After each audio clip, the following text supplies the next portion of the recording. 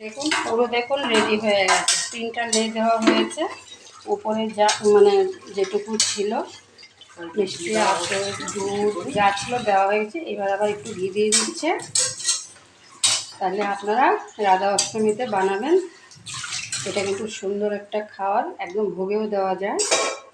আর কে কে রাধা অষ্টমী করছেন কমেন্ট করবেন। আর যারা করেননি তারা আগামী বছর করার চেষ্টা করবেন। এটা কিন্তু সংসার বলুন, নিজের বলুন, সবার জন্য একটা ভালো, মানে আমাদের হিন্দুদের। যাই হোক, এখন কিন্তু এটা দমে বসানো হবে। তাহলে আমি এখানে শেষ করে দিচ্ছি। আরেকটা কথা বলছি, গ্যাসের উপরে চাটু বসানো হবে, তার উপরে হাঁড়িটা বসিয়ে একটা ভারী জিনিস চাপা দিয়ে দেবে।